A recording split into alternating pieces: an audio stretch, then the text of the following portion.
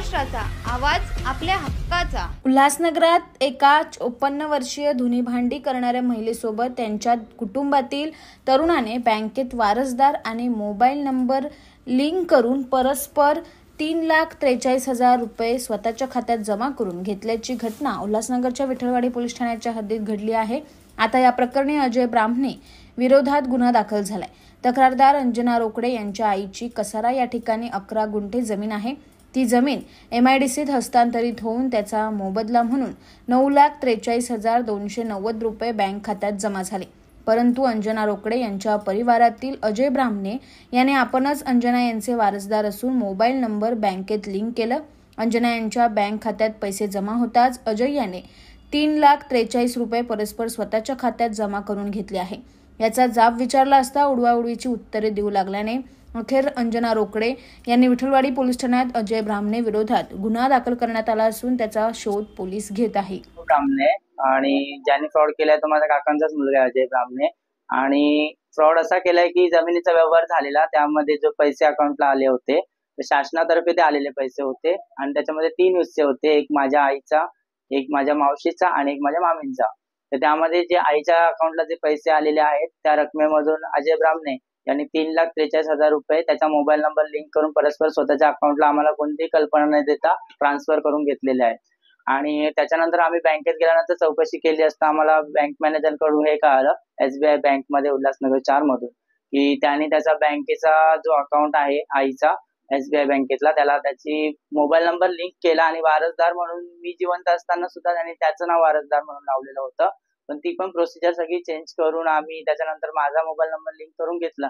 परंतु जी रक्कम त्याच्या अकाउंटला गेलेली आहे तर पोलीस प्रशासनाला आमची ही एकच विनंती आहे की माझे धुणे भांडे करून सगळं घरदार बघते, तुम्ही घर पण बघू शकता, आम्ही भाड्याने राहतो आणि हे जी पैसे रक्कम येते तिचा मोबदला तिच्या आयुष्यभराची कमाई, तिच्या वाडवडिलांपासून जी भेटलेली तिला जी आहे तिच्यासाठी तिने जी मेहनत घेतली आहे, तर तेवढीच प्रशासनाला विनंती की जे पैसे तिच्या अकाउंट मधून 3,43,000 रुपये जी रक्कम त्याने परस्पर ट्रान्सफर करून घेतलेली आहे तशीच अजयने आमच्या अकाउंटला ट्रान्सफर करून द्यावी। ब्राह्मणे आहे आणि सदर जी माझ्यावरती गुन्हा दाखल केलेला आहे ते अत्यंत खोट्या पद्धतीने दाखल केलेलं आहे, पैशांच्या लालचेपोटी दाखल केलेलं आहे।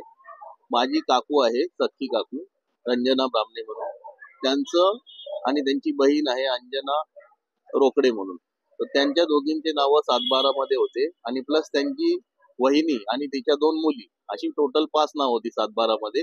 आणि ही जी जागा आहे ती 11 गुंठेची होती। ती 11 गुंठे जागा जी आहे ती शहापूर तालुक्यामध्ये येते, खर्डीला, जिल्हा ठाणे। तर ही जागा MIDCने हस्तांतरित केली होती, परंतु या जागेच्या संदर्भात माहिती मिळाल्यानंतर तिथे स्थानिक लेवलचे जे जमिनीचे एजंट होते त्या एजंट लोकांना माहिती कळताच त्यांनी काय केलं, ह्या सुशिक्षित नसल्यामुळे, यांना लिहिता वाचता येत नसल्यामुळे त्यांनी त्याचा फायदा घेऊन या लोकांकडून त्यांचे सगळ्या सह्या घेतल्या, अंगठे घेतले आणि यांच्या सगळे पैसे त्यांच्या वहिनीच्या अकाउंट मध्ये काढू असं सांगून यांना, म्हणजे ते माहिती पण दिली नव्हती, सगळे पैसे यांच्या वहिनीचे पैसे यांना ते 1-1, 1.5 लाख रुपये फक्त देऊन बाकीचे सगळे पैसे लाटणार होते। तर त्यापासून मी यांना खबर मिळाली, काकूंनी मला सांगितलं असा असा विषय आहे, एजंट लोक असं असं बोलतात। तर मी त्या एजंट लोकांना बाजूला केलं, यांच्या फसवणूक होण्यापासून, मी एजंट लोकांकडून फसवणूक होण्यापासून यांना वाचवलं। त्यांची जी खोटी कागदपत्र दाखल केले होते ते सगळे मी ठाणे जिल्हा कलेक्टर ऑफिस मधून काढले आणि तिथून मी नवीन यांचे कागदपत्र सगळं, पॅन कार्ड, आधार कार्ड, पासबुक, सगळं जे मोबाईल नंबर सर्व मी यांना करून दिलं। त्यासाठी मी 100 फेऱ्या मारल्या, माझ्या खिशातले पदरचे पैसे खर्च केले आणि जेव्हा इथे हे 5 हिस्से होणार होते तेव्हा यांना अंदाजे 5,65,000 काहीतरी रक्कम मिळणार होती।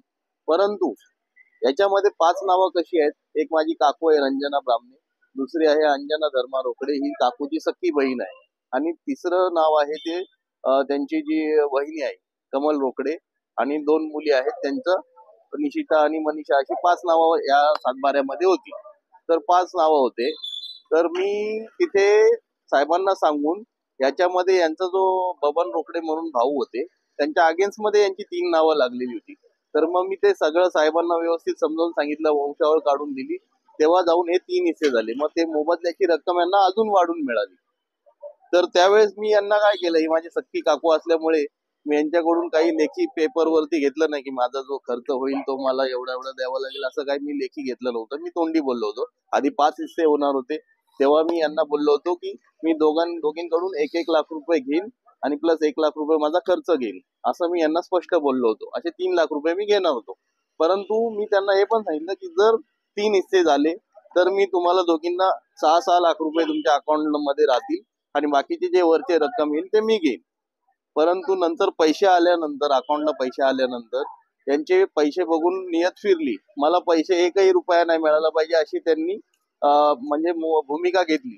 त्यामुळे माझ्याकडे त्यांचं अकाउंट सगळं असल्यामुळे, डिटेल्स असल्यामुळे मी माझ्या सेफ्टीसाठी माझ्याकडून ही चूक झाली आणि मी त्यांच्याकडनं अकाउंट मधून 3,43,000 रुपये घेतले होते. परंतु त्यांनी मला मोबदला म्हणून मी कॉम्प्रोमाइज करायला सुद्धा तयार आहे त्यांच्यासोबत, ही रक्कम त्यांची परत द्यायला सुद्धा तयार आहे. तरी पण मी माझा जो किमान खर्च झालेला आहे 1.5 लाख रुपये तेवढे तरी मला द्या अशी त्यांना मी विनंती करत आहे.